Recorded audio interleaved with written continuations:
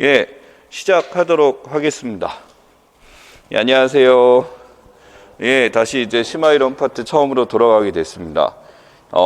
우선 첫 주는 기능론까지, 사회학적 상상력에서 기능론 학자들까지 이렇게 보게 될 거고요. 제 교재에 있는 책과는 달리 지금 이 자료는 어떻게 되냐면 실제 사회학 이론을 강의하는 이제 그래도 우리나라에서 이쪽에서 좀 유명한 교수님들 자료라고 보시면 될 것 같고, 한 분이 아니라 두 분입니다. 그래서 디르케임도 있고 디르케임도 있어요. 또 학종이 다르게 부르시니까. 근데 어떻게 보면 디르케임에 대해서 가장 큰 젖을 남기신 두 분의 내용에 대해서 예를 들자면 그 사회학 이론에 대해서 젖을 남기신 분들에 대해서 강의에 대해서 가장 유명한 강의에 대해서 하는 거니까 우리나라에서 가장 근거 있는 내용이라고 보시면 됩니다. 그리고 그 중에서 뭐 전부 다 가져온 건 아니에요. 문제로 다룰 만한 내용들 추려가지고 여러분한테 보여드리는 거기도 하고요. 그럼 이것들이 어떻게 문제로 나오느냐와 함께 반드시 알아야 될 것들 짚어가면서 진행하도록 하겠습니다. 또한 머릿속에 이제 이 내용이 들어가게 되면 디르켐은 이걸 알아야 되는구나, 이게 나오는구나 라는 것을 여러분이 정리하면서 가시면 됩니다. 되도록이면 심화이론은요, 책에서 이제 우리가 다뤘던 건 전체 우리 나오는 영역을 다 했다라고 한다면 여기서는 중요한 것들 이런 위주로 간다고 생각하시면 될 것 같아요. 자, 맨 처음에 사회학적 상상력입니다. 책 보시면 맨 앞에 사회학의 정의 나와 있고, 사회학 기본적인 연구 과정, 연구 방법 나와 있고, 사회학적 상상 나와 있죠. 교재와 같이 보셔도 되고, 이거를 단독으로 보셔도 되고, 그렇습니다. 자, 보시면 사회학적 상상력에 대해서 첫 번째 정의 나왔어요. 이거부터 알고 상상력이 뭔지는 다 알아요. 상상해야 돼요. 상상한다라고 한다면 우리 이거 하나 하고 지나갈게. 사회과학을 연구할 때, 사회 현상을 볼 때 가장 중요한 태도 4가지가 있었어요.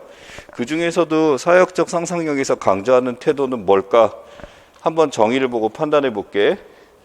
개인적인 삶의 면습을 역사적 변동, 사회구조, 제도적 변수 규정 가운데 인간과 사회 역사, 상황을 파악하는 정신적 자질이라고 했어. 근데 현상을 보는 데 있어서 있는 그대로가 아니에요.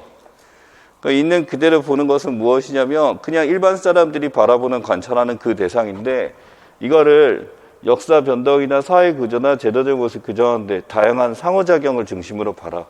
있는 그대로가 아니라 이것을 이 현상과 관련된 모든 상호작용을 중심으로 다시 한번 파악해봐라 라고 하는 거. 이러한 능력을 이야기해요. 그래서 마지막에 뭐라고 나왔냐면 정신적 자질이라고 나왔죠. 그냥 자질이 아니고 정신적이라고 했으니까, 그래서 상상력. 이것을 추상화시켜서 미루어 짐작할 수 있는 능력이라고 하는 거죠. 그래서 여기서 이 파악에서 나오는 것은 바로 이겁니다. 첫 번째, 상호작용을 중심으로 현상을 다시 한번 보아라 라고 한다면 우선 총체적 관점을 강조하고 있고요.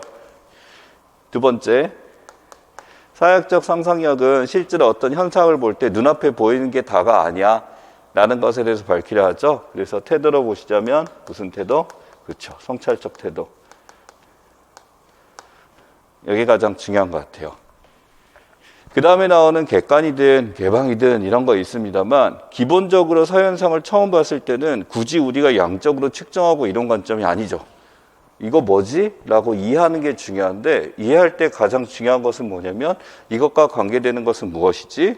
그 다음에 내가 지금 놓치고 있는 것은 무엇이지? 이 두 가지를 보는 것이 중요합니다. 그래서 이게 사회학이죠. 사회학은 그래서 바로 뭘 보는 거냐면, 첫째, 총체적 관점을 통해서 X, Y 무엇이 영향을 주었는가 라는 것들.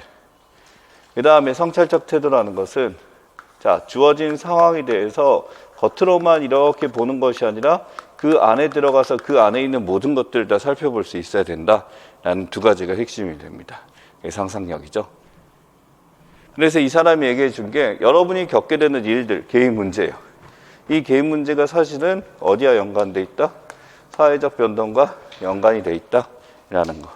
그래서 사회적 변동과 연관이 돼 있다니까 무슨 관점으로 볼 수 있어야 된다? 구조적, 맞아요. 구조적 관점이고 거시적으로 볼 수 있어야 된다. 또 하나 더 추가하자면 거시적으로 볼 수 있어야 된다. 거시적으로 보게 되면 무엇을 밝혀낼 수 있다? 연관성. 모든 것이 다 링크돼 있구나, 연결돼 있구나 찾아야 됩니다. 그래서 목적이 나왔어요. 목적, 사역적 상상력의 목적. 바로 뭐? 제대로 이해. 설명하라고 안 해요. 이해하라고 해요. 알아야 된대요. 여러분의 입장에서 이해해야 된대요. 이해하고 거시적이 역사적, 관계적, 총체적 나오네요. 정체적, 관계적. 자, 그 다음에 이런 것도 있어요. 여기 보면 이런 편 있죠? 역사적으로 봐라. 그 다음에 개인가 있고 사회가 있고 이런 것도 상호간에 봐라 라고 했어요. 역사적 흐름으로 우리가 A라는 사고를 본다라는 얘기는 과거의 A는 어떻게 했지, 지금의 A는 어떻지, 미래는 어떻지 라고 하는 거지. 그래서 이걸 역사적 상상력이라고 부르고요. 실제 연구 방법에서 역사적으로 공부한다는 것은 무슨 연구? 나와야죠. 종단 연구라고 부르죠. 그 다음에 여기는 구체적으로 뭐 다른 것과라고 해서 여기 보면 자아 세계 사이 정도까지만 나왔는데 개인과 사회 또는 또 다른 사회, 다른 사회는 어떻지? 라고 여기서 보게 되는 거. 그래서 이게 뭐라고 부르냐면 인류학적 상상력이라고 부르네요. 자, 이건 무슨 연구? 횡단 연구. 사회학적 상상력에서 뽑아낼 수 있는 개념은 굉장히 많아요. 첫 번째 갑니다. 상호작용. 관련된 모든 것들과 관련된 모든, 자, A가 있으면은 B하고 연관이 돼 있는데 B를 보자는 게 아니고요. 뭘 봐라? 관계를 중심으로, 상호작용 중심으로 바라가 첫 번째 보이고요. 두 가지 관점. 이 중에서 물론 이 총체가 더 중요하긴 합니다만 태도에서 성찰. 그 다음에 역사적 상상력과 인류학적 상상력은 종단 연구, 횡단 연구 이렇게 보시면 됩니다. 그래서 사실은 여기까지 영역이 밀세 영역이라고 한다면 이 다음 단계가 누구의 영역? 기든스가 얘기한 거죠? 사실은 이 얘기가 밀스가 얘기한 거예요. 그래서 기든스가 이 두 가지에 대해서 추려낸 다음에 그래서 결국 핵심은 무엇이다? 비판. 그래서 우리 사회학의 정의에 사회학은 뭐 한다 그랬어? 사회현상을 마지막에 뭐라고 나오냐면 뭐 할 수 있어야 된다? 비교 판단할 수 있어야 된다가 나오는 거예요. 질문지도, 실험법도, 면접법도 모든 것들은 자기가 알고 있는 것들 또는 다른 것들과 비교 판단해서 결론을 내죠. 비교 판단을 하게 되면요. 또 무엇을 얻게 되냐면 이해도 잘하지만 여기서 이게 주어집니다. 객관성까지도 주어지죠. 객관성이라는 것은 모든 사람이 이렇게 생각한다라는 의미로 보기보다는 가치 중립이라는 거죠. 내 가치가 판단되지 않고 다른 상황과 비교해서 본다라는 거니까 이렇게 들어가요. 그러면 여기서 강조되는 총체성과 성찰성에 대해서 기든스는 비판적 상상력을 통해서 객관성도 확보하자라고 하게 된 거지. 오케이. 시험 문제 출제된 건 얘예요.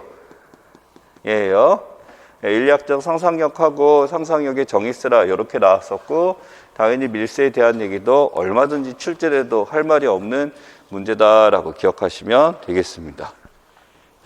여기서 낼게요. 저는 문제 하나 보여줄게요. 네, 좋습니다. 사역적 상상력. 자, 그 다음에 꽁트입니다.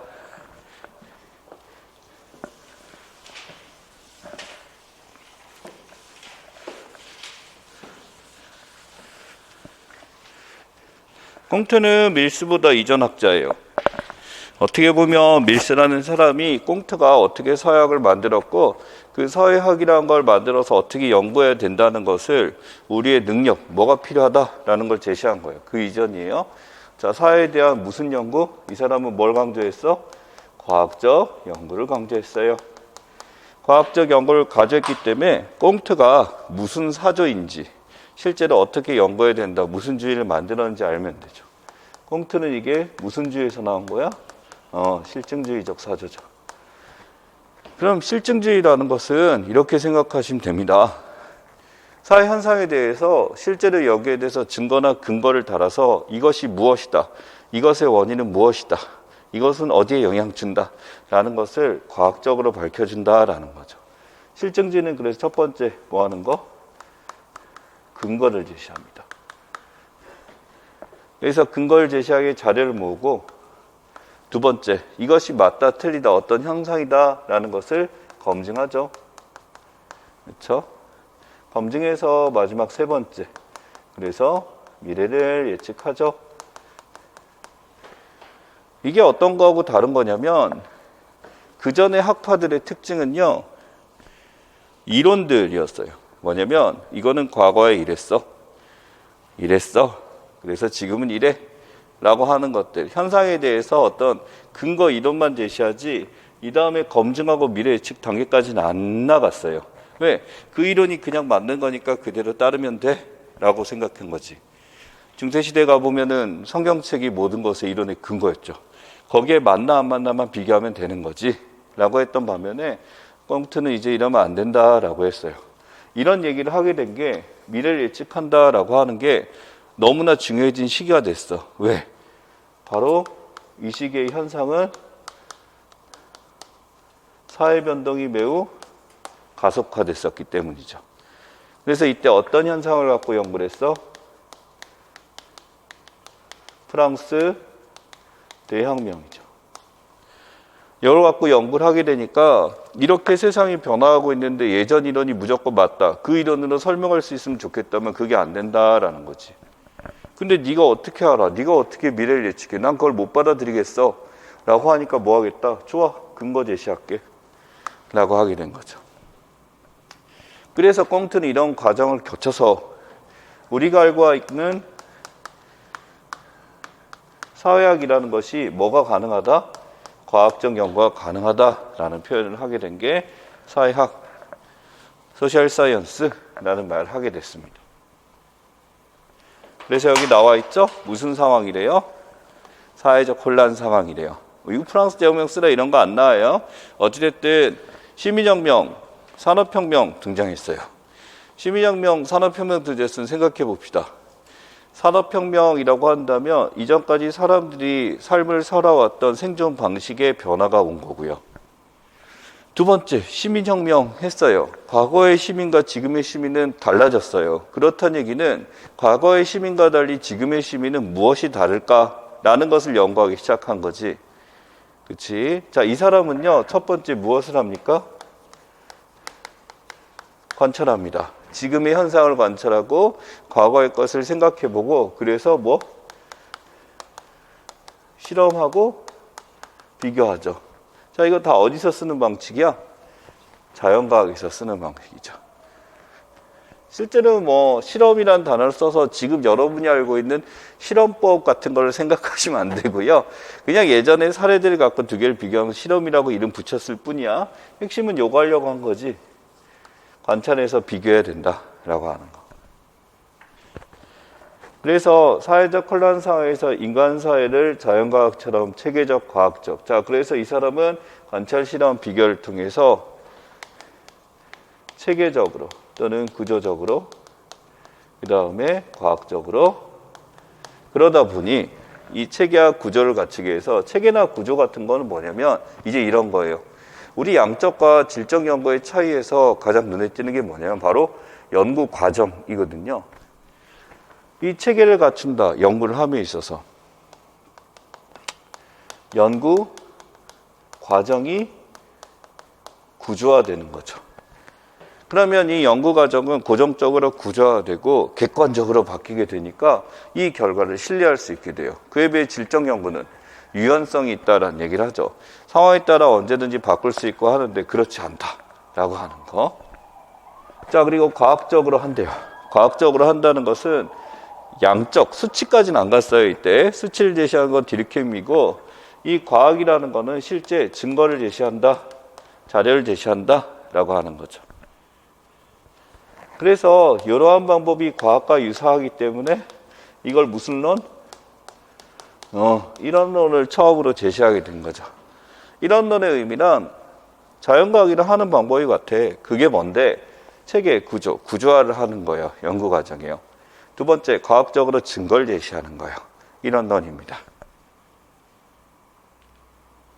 그러니 어떻게 보면 이 당시에 대부분 다 그런 체계가 없는 연구를 계속해왔고 증거도 없이 그냥 이론만 주장해왔던 게 그 전의 방식이었겠죠. 사회과학을 연구대상, 자, 그래서 연구대상 들어갑니다. 어떻게 해야 될 제시했어요? 연구대상 나왔네요. 뭐? 사회 질서, 그 다음에 사회 변동.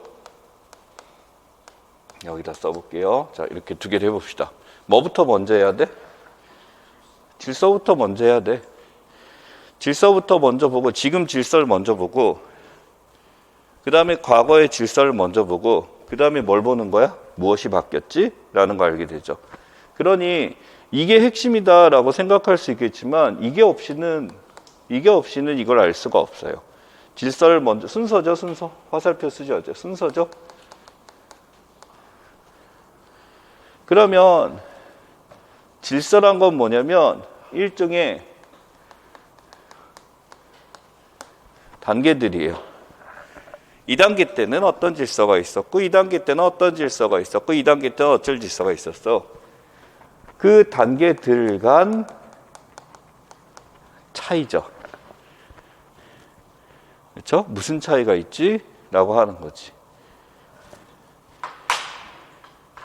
그러면 얘는 시험 문제 그렇게 내는 게 아닌 이유가 이 사람의 업적이 사회적 혼란 상황에서 변동을 증명하려고 했으니까 단계들 간 차이, 어디에서 차이가 있었지?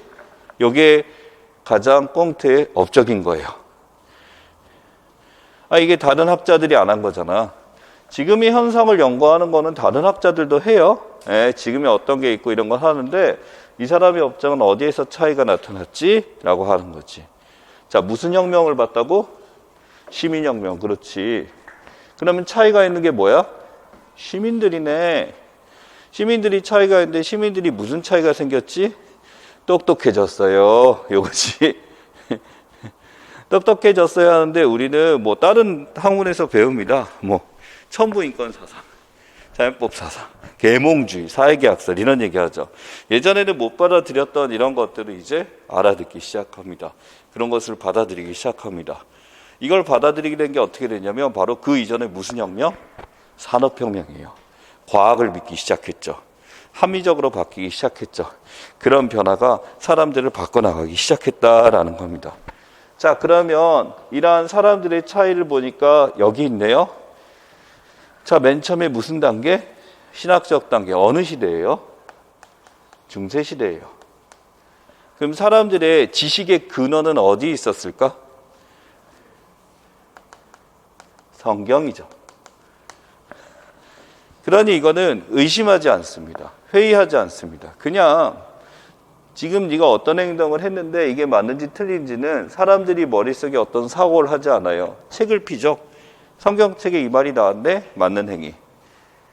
어떤 행위? 성경책이 이거 하지 말라네? 나쁜 행위. 근거가 여기 있었으니까 이때의 단계는 가장 무슨 단계? 낮은 단계지. 근거는 있지만 근거에 대한 고찰이 없는 단계지. 형이사학적 단계. 형이사학은요, 이제 생각을 하기 시작했어요. 사람들이 머릿속에 생각해서 이제 이러한 변화가 있는 거에 대해서 꼭 그게 정답은 아닌 것 같은데? 라는 거죠. 바로 이때는 뭐가 등장하기 시작하냐면 르네상스 시절부터 시작되게 되는데 여기서는 이제 이성이라는 태제가 나타나기 시작합니다. 이성은 뭐냐면 여기서 우리 철학에서 도덕에서 얘기하는 게 아니에요. 이거 생각하시면 돼요. 데카르트의 무슨 능력? 사회 능력이에요. 옳다라는 것을 책에서만 찾는 것이 아니라 스스로 생각해서 판단할 수 있다라는 거지. 인간은 생각하는 존재네. 자, 근데 뭐가 나타냐 했더니 이성으로 커버 안 되는 게 너무 많은 거야. 세상은 막 변동하고 새로운 게 등장하고 하게 되면서 단순히 머릿속에서 이성만으로 할 수 없는 게 드러났어. 그러다 보니 이성으로 판단할 수 없는 영역은 뭘 찾아야 돼? 자료를 수집하고 근거를 찾아 나가기 시작해야 돼. 그게 무슨 단계? 과학적, 실증적 단계라고 하죠. 결국 이러한 사회 능력에 대해서 이제 사람들은 이제 이 시대 17, 18세기가 되기 시작하면 이제 과학이나 근거, 여기서 시작하죠. 합리성이라는 것을 생각하기 시작합니다. 나에게 더 필요한 것, 합리성이라는 것은 바로 미래를 예측하기 위한 법칙을 찾는 것을 시작하는 거죠. 이것을 여기서만 찾는 게 아니에요. 이성으로는 못 찾아요. 그러다 보니까 이 법칙을 찾기 위해서 근거를 찾고 증거를 찾고 하게 되는 거지. 여기서 가장 큰 차이는 지식이 없었어. 체계 지식이 있었어. 사회 능력 생각하기 시작했어. 자, 그다음 합리성, 미래 예측하기 위해서 근거를 모으기 시작하고 이성으로 판단하는 게 아니라 증거가 모든 것이 널 가르치고 있어 라고 이제 하게 되는 거지. 지금 단계예요. 근데 스마트폰 있잖아. 스마트폰 없었던 시절에는요, 여러분은 이제 경험을 잘 못하셨고 사실은 어렸을 때부터 있었으니까 예전에 친구 전화번호나 이런 거 다 외웠었어요. 생일도. 그렇지? 근데 지금 누가 다 기억해? 이게 이 현상이에요. 다시죠. 스마트폰을 신뢰하는 시기, 이것이 모든 지식이 담겨있는 시기로 간 것 같아요. 네, 그래서 이게 안 좋다라고 하는 거고, 우리는 이제 스스로 합리적 판단을 하기보다는 다른 것들이 내 합리적 판단을 대신해 주는 것이 막 나타나기 시작한 거지. 퇴보죠. 지식의 퇴보예요, 이렇게 되면. 그래서 자꾸 기억하고 뭐가 필요하고 나한테 맞는 것은 무엇이고 생각하게 해야 된다라는 거지. 이 사고가 누구로부터 시작했어? 하버마스예요. 하버마스가 그거에 대한 얘기한 거예요. 좋습니다. 여기까지고요. 꽁트에서 나올 만한 것들에 대해서는 맨 처음에 일환론에 대한 스토리들 보시면 되고요. 사회정학과 사회동학 빈칸으로는 다 물어볼 수 있는데 더 관심 있는 건 뭐다? 사회동학이 꽁트의 업적이다라는 거. 그럼 꽁트가 밝혀낸 단계는 뭐? 지식 발전의 단계. 바로 뭐? 지식이라는 거죠. 지식 조금만 설명할게요. 꽁트가 얘기한 지식. 지식이란 건 뭐냐면 정보가 체계적으로 축적된 것을 이야기해요. 정보가 체계적으로 축적이 됐다라는 것은 이때는 지식 체계가 인간에게 있지 않았어요. 어디에 있었어요? 성경에 있었어요. 이때는 이성적으로 판단하기 시작했어요. 지식 체계를 만드는 방법을 학습했어요. 이젠 어떻게? 실험을 통해서 실제 비교 판단을 통해서 체계를 창조하는 능력이 생긴 거예요. 꽁트식 표현입니다. 이해갔니? 그치?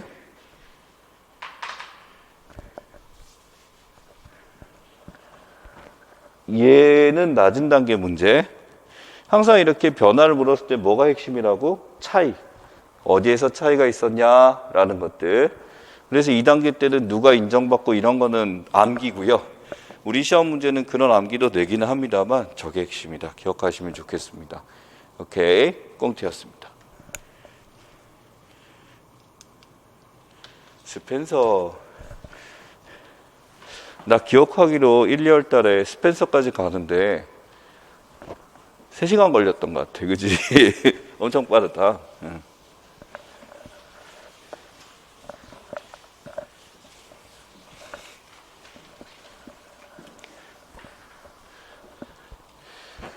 스펜서는요, 여러분들이 산업형 사회, 군사형 사회 이런 거 얘기 많이 합니다만 제가 보기에는 이 얘기를 하고 싶을 것 같아요. 생물학적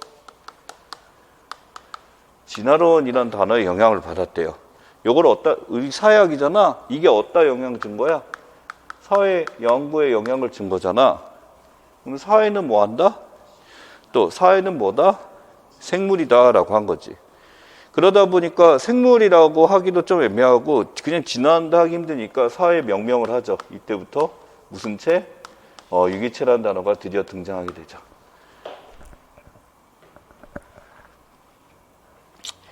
유기체라는 관점은 어디서 강조해? 기능론에서 강조하긴 합니다. 그렇지? 대부분 기능론인데,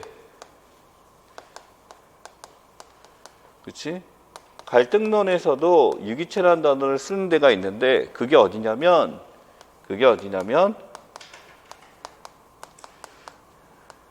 사회 변동 이론에서 갈등론이 갖다 쓰기도 해요. 오케이. 근데 이거는 뭐 잘 나오는 거 아니니까 기능론 여기서 이걸 쓰기도 하고요. 자, 그래서 생물학적 진화니까 모든 사회는 뭐 한다? 진화한다. 변동이란 말도 잘 안 써요. 진화라고 무조건 해요. 왜? 다윈이니까. 그래서 정적인 상태로 머는 것이 아니라 진화한다. 끊임없이 변화한다. 라고 보시면 돼요. 일일신, 우일신, 오늘도, 내일도 계속적으로 변화한다. 자, 그래서 인간 사회를 볼 때 뭐를 기준으로 봐? 생물 유기체와 마찬가지로 봐. 이렇게 기억하시면 돼. 생물 유기체에 대해서 하나의 개체, 그러니까 A라는 개체만 가서 A라는 개체가 죽잖아. 이걸 보자는 게 아니라 A라는 개체들. 이러한 것들이 그 다음에는 A-가 되고 그 다음에 A2-가 되고 이런 식으로 변화하는 그런 총체적인 이런 거를 설명을 해요. 생물 유기체. 어떻게 보면 유기체 그 자체라기보다는 종이죠, 종. 생물 종에 대한 이야기. 다윈이니까. 종의 기원이니까. 종의 기원. 다윈, 그치? 생물 종이야. 유기체 죽잖아요. 늙잖아요. 이거하고 다른 문제. 사회 체계를 이루는 각 부분이라고 했어. 사회 구성 요소들이죠. 사회 구성 요소들은 어디에 영향을 준다? 사회 전체 안정과 존속을 위해 나옵니다. 이 기능론의 표현이 처음으로 등장하게 되죠. 스펜서를 통해서. 엄밀하게 기능론식으로 꽁트가 설명했지만 이런 단어를 처음 꺼냈어. 사회 구성 요소들은 무엇을 위해 존재한다? 사회 안정과 존속. 얘기를 처음 꺼내게 됩니다. 그래서 유기체를 구성하고 있는 각 꼭지점들은 이러한 것들에 도움이 되고 있어 라고 하는 거지. 역기능 얘기 안 나오죠. 모든 것은 기능적이고 도움이 되는 거. 자연계에 존재하는 생물 유기체가 무엇을 강조했어? 환경 적응 강조하네요. 그러면 사회 역시 뭐 한다? 똑같아. 뭐? 환경 적응하기 위해서 뭐 하는 거야? 진화하는 것이야. 그러면 바뀌는 환경에 적응하기 위해서 진화해야 돼 라고 하게 되면 우리가 사회가 어떻게 변하는지 알고 있죠? 맨 처음에는 무슨 사회? 군사형 사회에서. 그 다음 무슨 사회?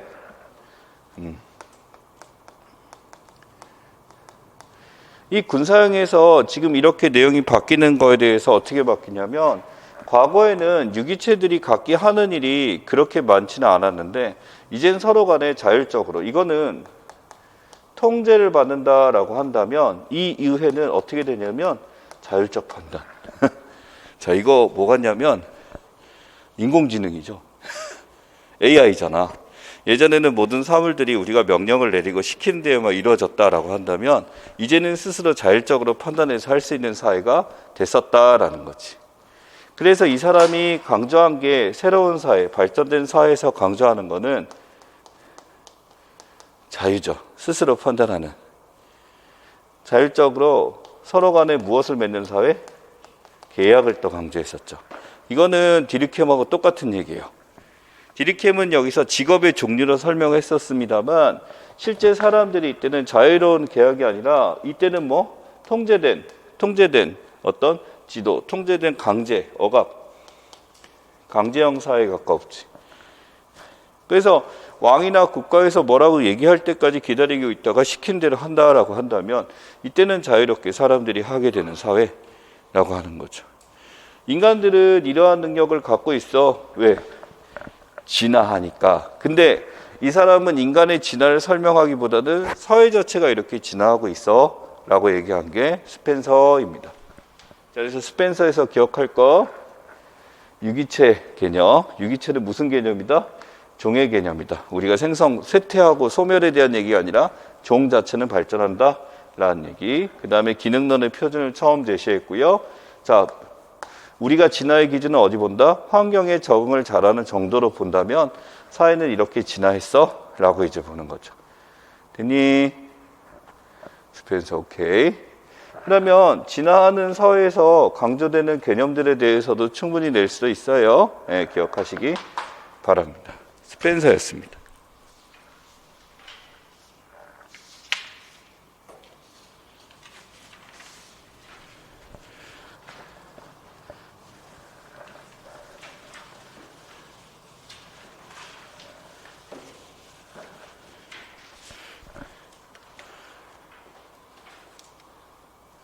예, 거의 뭐 디르켐이 엄청 많죠. 어우 많아. 페이지가 많아. 어디까지까지 5페이지 넘어갈 것 같은데. 예, 넘어갔어. 6페이지까지죠. 아니 7페이지까지야. 미쳤나 봐, 그지? 자, 근데 이렇게 한 이유는 뭘까? 다 나왔어 이거. 그치? 스펜서는 안 나왔어요 사실. 이렇게 보시면 꽁트는 안 나왔어요. 근데 디르켐은 증강이 내고 언제든지 내죠. 문제가 되지 않는 학자라고 보시면 돼요. 그래서 오늘은 이 디르켐은 확실하게 안다가 가장 큰 핵심이 되고, 파슨즈도 오늘 좀 나왔던 거에 대해서 책에 있는 거 말고도 다른 내용들이 있으니까 기억하셔야 됩니다. 자, 디르켐 갑니다. 디르켐은 번호를 하나씩 매겨보죠. 우선 첫 번째, 디르켐을 이해하기 위해선 이 개념을 알아야 된다. 일종의 이 개념은 이렇습니다. 선배학자들이 해왔어요. 사회는 이렇게 연구해야 돼. 사회는 이런 거야 라고 얘기를 해왔어. 근데 이게 잘 안 받아들여져. 사람들이 여기에 대해서 반발하고 그렇게 안 하는 사람들로 많았단 말이지. 근데 그렇게 해야 해. 근데 그렇게 하기 위해서 니네가 못하겠다면 이런 생각을 하면 돼 라고 하는 거죠. 바로 첫 번째, 사회적 사실입니다. 즉 이건 뭐냐면 사회적 사실로서 간주해라 라는 거죠. 네가 영어 썼어. 사회적 사실로서 간주하세요. 무엇을? 사회 현상을. 여기서 첫 번째 개념, 모든 사회 현상은 사회적 사실이다 라고 디르켐은 썼지만, 그 얘기는 모든 것이 사회적 사실, 팩트라는 어떤 메타적 의미로 얘기하는 것이 아니라 디르켐이 약속한 언어죠. 우리는 사회 현상을 분석하고 원인을 찾아내기 위해서 사회적 사실로 볼 필요가 있다. 이게 가장 좋은 표현이지.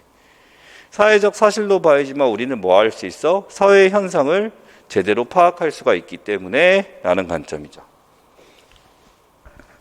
그래서 이 사회적 사실의 특징이 첫 번째 무슨 성이래? 독립성, 그렇지? 외재성, 바깥에 존재한대요. 고유성도 있어요. 그렇지? 두 번째, 이것은 인간의 행위야 떼내야 뗄 수 없는 관계에 있어요.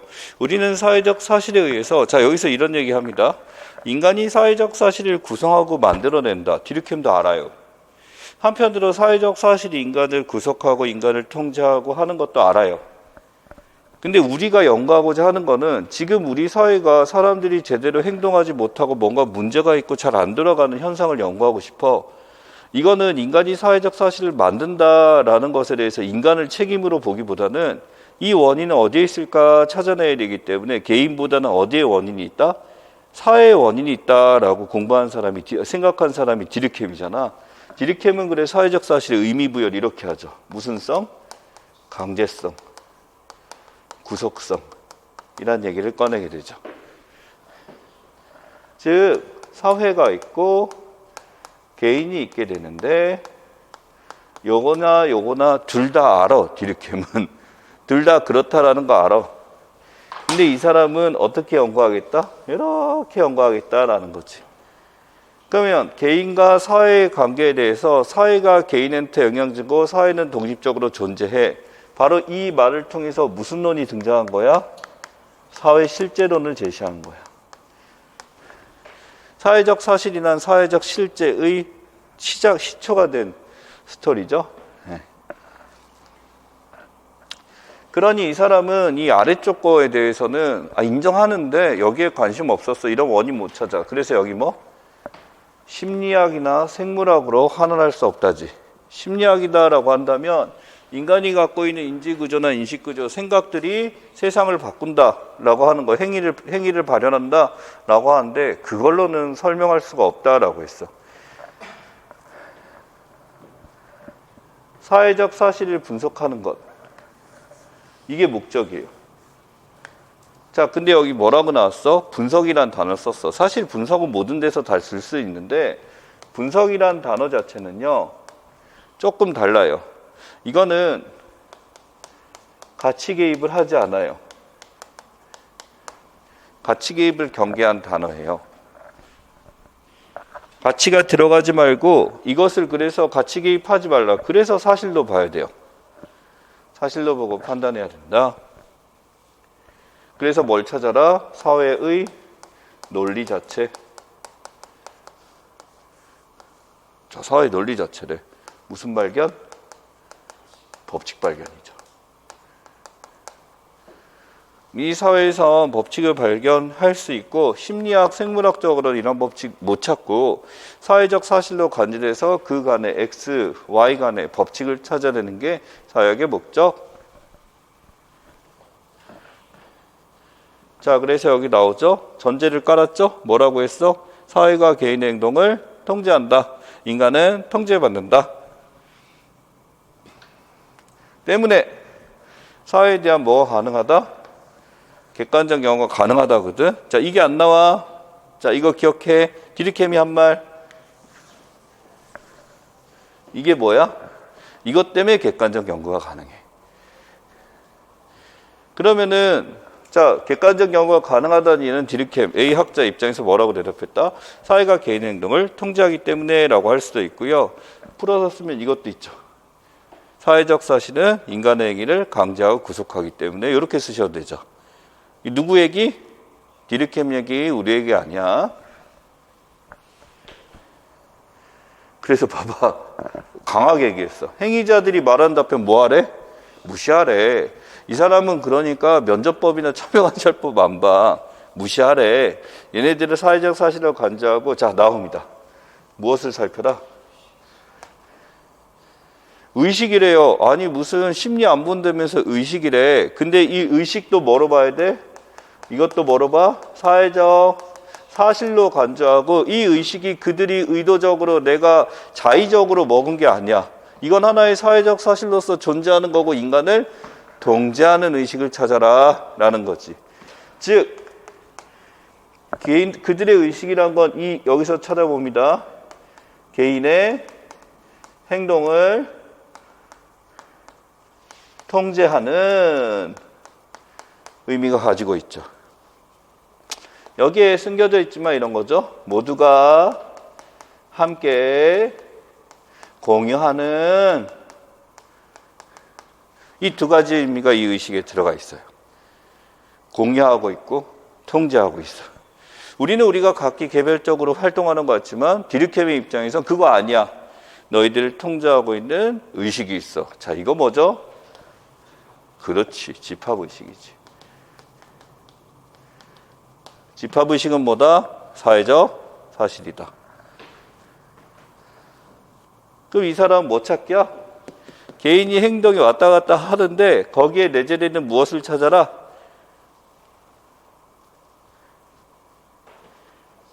집합의식을 찾아라.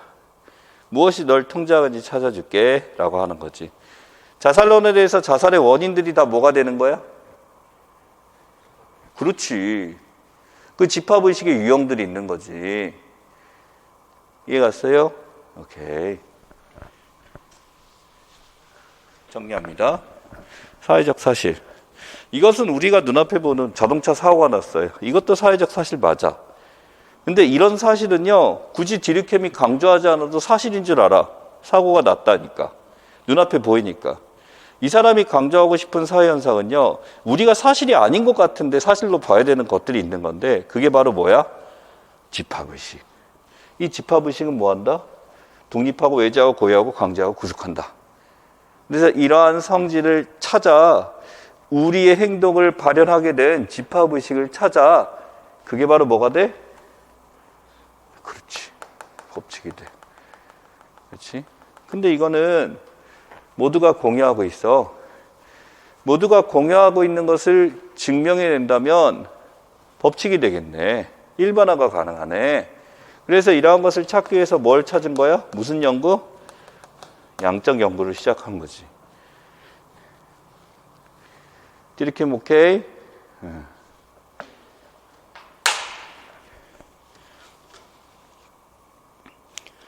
여기서 낼 수 있는 거, 사회적 사실로 본다는 건 무슨 의미인가? 라는 거. 사회의 논리를 찾기 위해서 심리학 또는 생물학적으로 환원할 수 없기 때문에 이것을 사회적 사실로 규정해야 우리가 사회 현상을 분석할 수 있다. 길게 쓰면 이렇고, 아마 이렇게 쓰라고는 안 하겠지만, 사회적 사실 때문에 나온 이론이 무슨 이론? 사회 실제론. 그러면 실제 사회적 사실로서 보는 것 중에 가장 가치 있는 게 무슨 의식 찾아라? 집합의식 찾아라. 집합의식의 속성 나와 있고, 집합의식을 찾게 되면 무엇을 발견할 수 있다? 법칙을 발견할 수 있다. 그래서 법칙 찾기 위해서 무슨 연구해야 된다? 양적 연구해야 된다. 디르켐. 전체 다 합니다, 이게 사실은.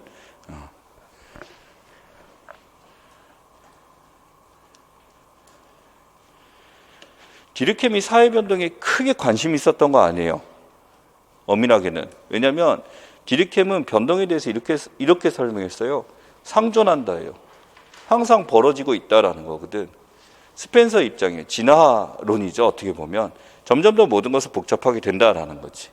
그렇지? 그러니까 디르켐의 이론은 변동뿐만 아니라 모든 사회 현상 자체, 우리가 왜 이런 행동을 했는지를 증명해내고 싶었던 것이라는 거고, 목적 의식도 뚜렷했어요. 목적 의식은 이 사람 기능론이지. 사회가 안정적으로 모두 행복하게 사는 것이에요. 디르켐은 이러한 목적 의식에 맞춰서 연구를 했었던 사람이에요. 오케이.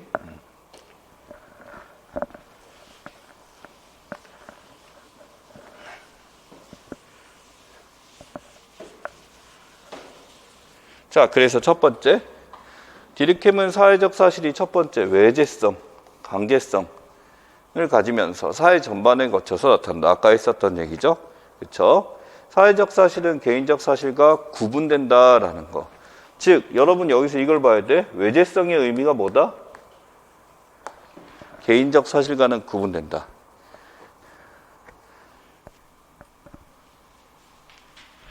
왜 늦었어?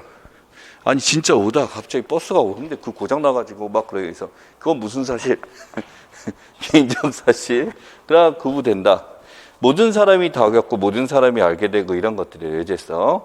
자, 내 개인을 구속한다. 구속성. 자, 이거 나와 있네. 특정한 사회 전반에 거쳐 일반적으로 산지한다. 별거 없어요. 어디에나 있다. 즉 모든 사람이 이걸 가지고 있기 때문에 이거 뭐하고도 비슷해? 공통성은? 공유성. 공통적으로 가지고 있는 의식이 집합의식이거든. 집합의식은 공통하고 있다. 말 이상하지? 공유하고 있다. 괜찮네. 그지?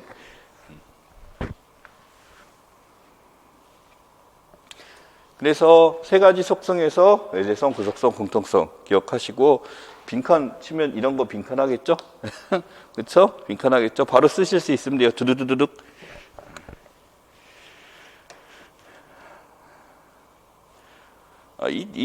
이 자료들이 뭐냐면요. 디르켐의 책들이에요. 예, 그거 해석해서 거기서 문장 빼놓은 거라 전혀 이대로 쓰시면은 그냥 답이라고 생각하시면 돼요. 더 심화시켜 쓰실 필요도 없어요. 자, 그래서 아까 얘기했어요. 양적으로 해야 된다고.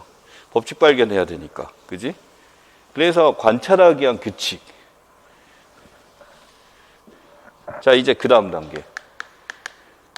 좋아. 집합의식이 사회적 사실이라고 했어. 모든 사회 문제나 이런 것들은 다 사회적 사실이라 그랬어. 또 이걸 뭐로 봐야 된대? 사물로 봐야 된다. 이거 뭐 하기 위한 작업이에요? 사물로 본다라는 거. 양적 연구를 위한 작업이지, 이거는. 사회적 사실로 봐야 연구가 되고, 이제 양적 연구를 하기 위해서 이것을 뭐로? 사물로 봐라, things로 봐라라고 하는 거지. 사물로 본다라는 얘기는, 자, 이렇게 보시면 되죠. 이 사물로 본다는 것은 어떻게 보면 누구의 영역이야? 과학의 영역이야. 여긴 과학의 영역 아니야. 인문학도 사실이란 건 있잖아. 가치와 사실이란 게 존재하기 때문에 하는데, 과학의 영역으로 끌어당기기 위해서. 그러니 꽁트가 있었던 방식 인정하는데, 거기서는 사람들이 못 받아들인 이유가 이 개념이 없어서 라고 한 거죠. 사회적 사실은 사물과 같은가요? 라는 것을 뒤늦게면 이렇게 대답합니다. 그렇게 보아야 한다라는 거기 때문에 당위적이에요. 이렇게 봐야 되는 것. 이게 이렇다라는 것이 필연적이다, 그렇다라는 걸 증명하지 않았어요. 당위적이기 때문에 여러분 당위적 해야 한다죠. 해야 하기 위해서 당위적이라는 것은 우리가 지켜야 될 몇 가지 룰들이 존재해. 이러한 당위성을 부여하기 위해서 규칙들이 존재하는 거지. 그래서 1번 낼게 낼게 이거 낼게 기억하세요. 이거 하고 하세요. 네. 첫 번째 뭐 배제? 선입관 버리세요. 이때 베이컨 가져와서 설명했거든요. 베이컨의 그 4대 우상이라고. 우리가 어떤 선입견을 가지고 있으면 어떤 사회적 사실들, 과학적 연구를 할 때 그 선입견 때문에 뭐 한다? 오류를 일으킨다라고 해. 그래서 그 선입견을 배제할 때 4가지 우상을 제거했을 텐데 이때 선입견 배제. 이 선입견을 배제한다라는 것은 반드시 뭐가 필요하냐면 자신이 기준이 되어서는 안 돼라는 거지. 자신이 기준이 돼서는 안 된다라는 얘기는, 자, 여기서 뭘 강조하는 거냐면 상대주의적 태도를 경계하라라는 거예요. 상대주의적 태도는 이런 거예요. 아니, 내 입장에선 그럴 수 있지. 제 입장에선 그럴 수 있지. 제가 잘못했는데, 둘 다 잘못했는데 제 입장에선 그럴 수도 있지 라고 이해를 해버리는 거, 그거 안 된다고. 이거는 철저하게 뭐가 있어야 돼? 객관적 기준에 의해서 판단해라라는 의미예요. 절대적인 기준이 존재한다라는 거예요. 그게 뭐예요? 수예요. 수. 사회학적 연구의 대상은 어떤 공통적이며 공통성, 외제성을 가지고 있는, 자, 여기서 그 다음 집합 유형으로 분류해야 돼. 그래서 여러분 자살론 어떻게 증명했지? 자살이 등장했을 때 개신교, 가톨릭의 특징, 지역별 특징, 그 다음에 자살에는 아노미적 자살은 이런 유형, 숙명적 자살, 그렇지? 이런 식으로 유형 분류를 했지, 묶었지. 공통 집합이 나와야 되는 거야. 집합 분류가 뭐 해야 돼? 가능해야 돼. 왜냐하면 공통성이니까.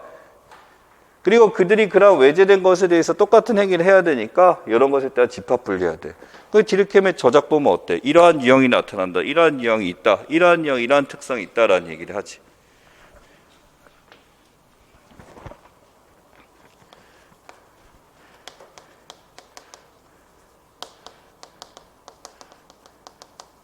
개별포상.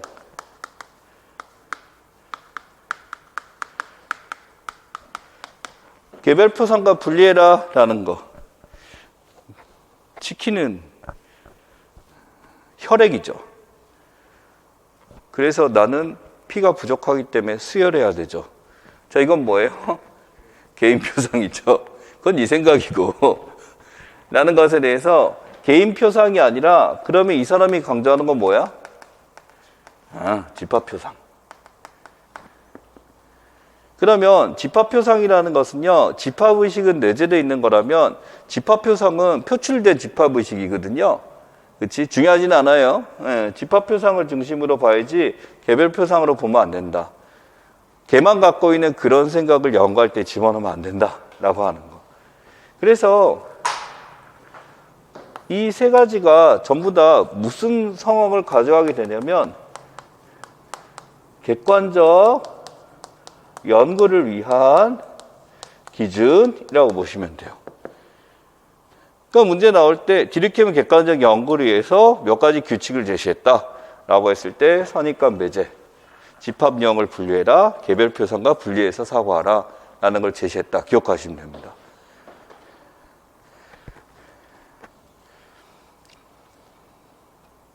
됐어요. 어려운 내용은 아닌데 약간 이제 여러분 알고 있는 디르켐에서 조금씩 집어넣어야 돼. 그 표현들. 오케이? 저승차에 잠시 휴식.